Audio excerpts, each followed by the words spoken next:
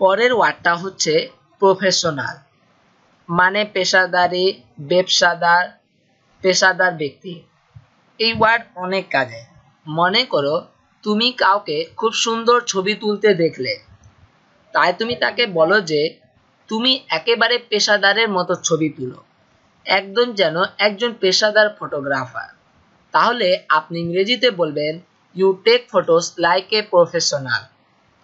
আজকাল প্রফেশনালকেও শর্ট এ প্রো বলে। You take photos like a pro. আপনি কোনো কাজের বিষয়ে বলতে পারেন যে কাজটি একেবারে পেশাদারের মতো হয়েছে।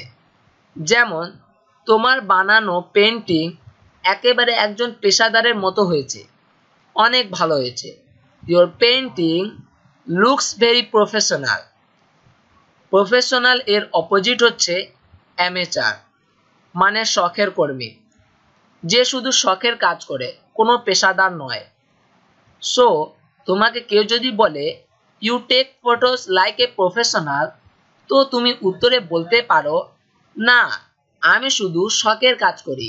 No, I am just an amateur. এর পরের ওয়ার্ড হচ্ছে বেস্ট, মানে সবচেয়ে ভালো, উত্তম। আপনি সবার চেয়ে ভালো, you are the best. Best এর অপোজিট ওয়ার্ড হচ্ছে ওর্স্ট, মানে সবচেয়ে খারাপ। এইটি করণ জোহরের এখন পর্যন্ত সবচেয়ে খারাপ movie. This is Karan Johar's worst movie so far. তোমার জীবনে সবচেয়ে খারাপ এক্সপিরিয়েন্স কোনটা? Which is the worst experience of your life?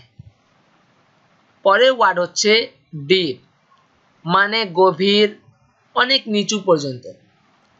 এখানে পানি অনেক গভীর। Water is very deep hair.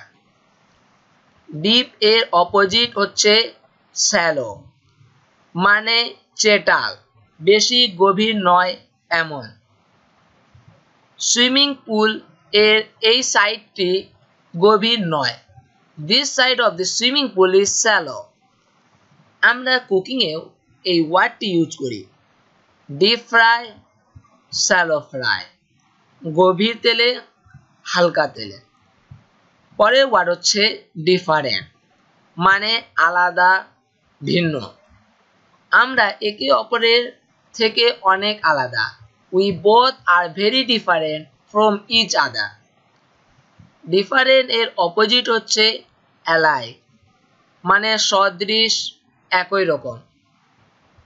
আমার বোন এবং আমি একই রকম।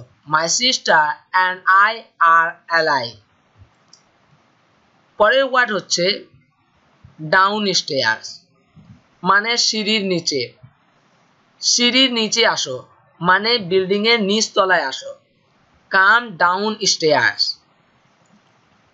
এর অপোজিট হচ্ছে আপ স্টেয়ার্স, মানে সিঁড়ির উপরে। সিঁড়ির উপরে যাও, মানে বিল্ডিং এর উপর তলায় যাও। Go up stairs. পরের ওয়ার্ড হচ্ছে ফুল, মানে ভরা। আমার পানির বোতল ভরা আছে। মাই ওয়াটার বোতল ইজ ফুল। ফুল এর অপোজিট হচ্ছে এমটি। আমার পানির বোতল খালি আছে। মাই ওয়াটার বোতল ইজ এমটি। পরের ওয়ার্ড হচ্ছে ইনক্লুড, মানে শামিল করা, অন্তর্ভুক্ত করা, ভেতরে নেওয়া। ইউবরাজ সিংকে টিমে শামিল করা হয়েছে। Yuvraj Singh has been included in the team. Include এর অপোজিট হচ্ছে এক্সক্লুড, মানে বের করা, শামিল না করা, বর্জন করা। ইরফান পাঠানকে টিমের বাইরে রাখা হয়েছে। Irfan Pathan has been excluded from the team.